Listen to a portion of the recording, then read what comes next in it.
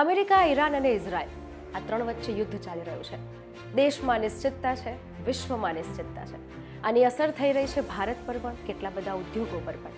પરંતુ આ બધાની વચ્ચે પ્રશ્ન એ થાય કે ઈરાને દુબઈ પર હુમલો કેમ કર્યો? શા માટે થઈને દુબઈ અને અબુધાબી પર હુમલો કરવામાં આવ્યો? આ સાથે મેડિકલ સ્ટુડન્ટ્સની કઈ એ ભૂલ છે જે એ લોકો ભોગવી રહ્યા છે? અને આ સાથે એક ભારતીય તરીકે દુબઈને અનસેફ કન્ટ્રી કહેવું કેટલું યોગ્ય છે?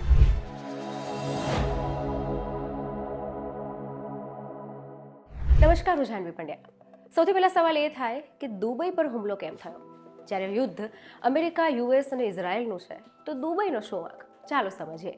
ઈરાને સંયુક્ત રાષ્ટ્ર પરિષદને જાહેર કર્યું કે આત્મસુરક્ષા માટે અમે કંઈ પણ કરવા માટે તૈયાર છે. આ સાથે તેમણે એવું પણ કહ્યું કે યુએસની મિલકત, યુએસની જે પ્રોપર્ટી છે, યુએસના જે સારા રિલેશન છે એ દરેક જગ્યાએ અમારા ટાર્ગેટ છે. તાજેતરમાં બહેરીન, સાઉદી અરેબિયા, કતાર, યુએઈ, કુવેત અને ઓમાન પર ઈરાનના મિસાઇલ અને ડ્રોન હુમલાઓ થયા. યુએસએના સૈન્ય આધાર, એરપોર્ટ અને વેપારી વિસ્તારો પણ ટાર્ગેટ થયા. ગલ્ફ દેશો સ્પષ્ટ છે કે તેઓ ઈરાન પર હુમલાની મંજૂરી નથી આપતા, પરંતુ તેઓ વોશિંગ્ટન સાથે લાંબા સમયથી ચાલી આવતી સૈન્ય ભાગીદારીના કારણે નુકસાન ભોગવી રહ્યા છે. હાલ આ તણાવ યુરોપમાં પણ દેખાય છે, કારણ કે ઈરાનના ડ્રોનોએ સાયપ્રસમાં યુકે રોયલ એરફોર્સ બેઝ પર હુમલો કર્યો અને બીજા 2 ડ્રોન અટકાવવામાં આવ્યા. પરિણામે પેફોસ એરપોર્ટ ખાલી કરાયું અને ફ્લાઇટ્સ રદ કરવામાં આવી. મધ્ય પૂર્વમાં એરપોર્ટ બંધ છે. આ સાથે હવાઈ રૂટ્સ પણ બધા બંધ કરવામાં આવ્યા છે, જેને થઈને કેટલા બધા લોકો ફસાયા છે, જેમાં સરકાર ફ્રિકવન્ટલી કહી રહી છે કે પોતાની જાતને સુરક્ષિત જગ્યાએ રાખો.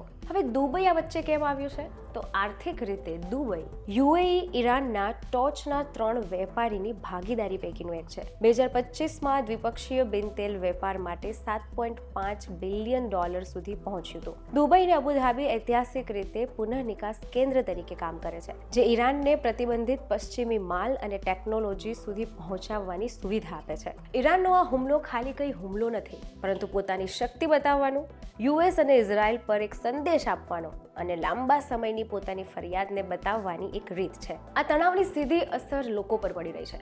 આશરે 4.5 મિલિયન જેટલા લોકો દુબઈમાં રહી રહ્યા છે, જેની વસ્તી લગભગ 40% છે. દુબઈ અને અબુધાબી પ્રવાસીઓ અને પરિવહન માટે મુખ્ય કેન્દ્ર છે. એર રૂટ બંધ થવાને કારણે હજારો ભારતીયો ફસાયા છે અને એરલાઇન્સની ફ્લાઇટ્સ રદ કરવા અથવા રૂટ બદલવા પણ પડ્યા છે. રાષ્ટ્રપતિથી લગાવીને વડાપ્રધાન સુધી તમામ લોકો એક પ્રોપર કોમ્યુનિકેશન દેશ સાથે કરી રહ્યા છે. પ્રધાનમંત્રી મોદીએ યુએઈના રાષ્ટ્રપતિ સાથે વાત પણ કરી અને ભારતીય સમુદાયની સુરક્ષા સુનિશ્ચિત કરવા માટે કામ પણ કર્યું છે. તણાવ ગલ્ફમાં વધ્યો છે. ફ્લાઇટ્સ અને વેપાર અસરગ્રસ્ત છે.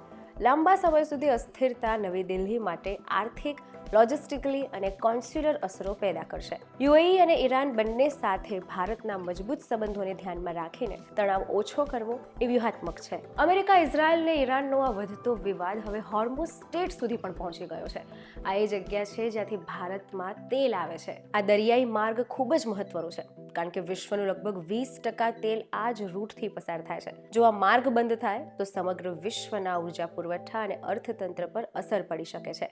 અમેરિકાએ કહ્યું છે ત્યાંના નાગરિકોને કે જો તમે ત્યાં છો તો પોતાની જાતને સેફલી એ દેશમાંથી બહાર કાઢો અને યોગ્ય જગ્યાએ પહોંચી જાઓ. પરંતુ બધાની વચ્ચે વાત એ મેડિકલ સ્ટુડન્ટ્સની છે. જ્યારે વારંવાર ઇન્ડિયન એમ્બેસીથી ન્યૂઝ આવતા હતા, વોર્નિંગ આવતી હતી કે તમે બની શકે એટલું જલ્દી ઈરાન છોડીને ભારત પાછા આવી જાઓ. એ વખતે કોઈ સ્ટુડન્ટે આ વોર્નિંગને ધ્યાનથી લીધી નહીં.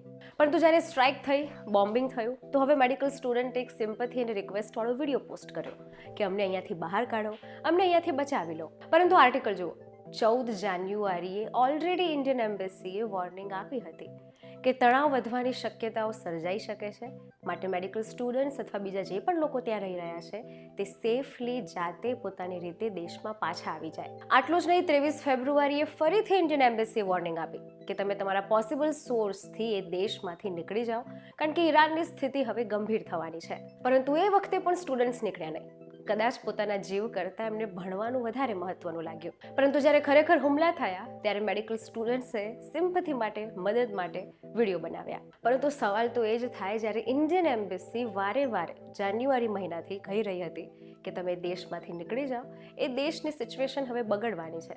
ત્યારે ત્યાંના સ્ટુડન્ટ્સ કોની રાહ જોતા હતા? પરંતુ હવે સિચ્યુએશન આટલી બધી વિપરીત થઈ ગઈ છે, તો હવે મેડિકલ સ્ટુડન્ટ્સ એવું ઈચ્છે છે તો હવે ભારત, ઇઝરાયલ, યુએસએ અને ઈરાન સાથે નેગોશિએશન કરે. એમને કહે કે તમે યુદ્ધ અટકાવી દો, અમને પહેલાં શાંતિથી અમારી ઘરે પહોંચી જવા દો.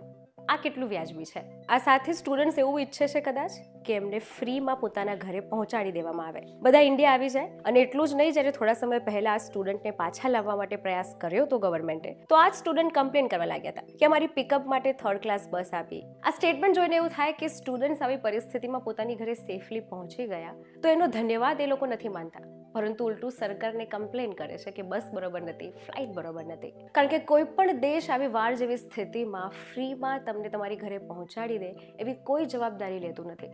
યુનાઇટેડ સ્ટેટ્સ પણ કહી દે છે કે જો આવી સ્થિતિ સર્જાય છે તો તમે જ્યાં છો ત્યાંથી વહેલી તકે તમારી કોમર્શિયલ ફ્લાઇટ પકડો, તમે તમારા જ પૈસા ખર્ચો અને તમે સેફલી તમારી ઘરે આવી જાઓ. કારણ કે જો આવી સ્થિતિ સર્જાશે તો અમે તમને મદદ કરવા માટે નથી આવવાના. જ્યારે ભારત આવી સ્થિતિમાં પણ મદદ માટે તૈયાર હોય, વારે વારે વોર્નિંગ આપી રહ્યું હોય, તે છતાં સ્ટુડન્ટ્સ ત્યાંથી ના નીકળે તો એમાં વાંક કોનો?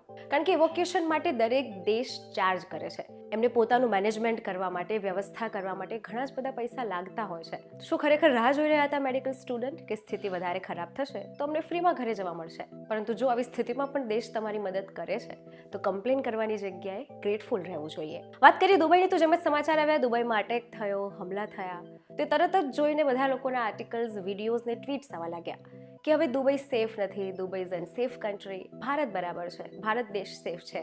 પરંતુ આવું સ્ટેટમેન્ટ આપવાવાળા લોકો એ કેમ ભૂલી ગયા કે યુએઈ મિડલ ઇસ્ટનું કન્ટ્રી ભારત માટે ફ્રેન્ડલી કન્ટ્રી છે?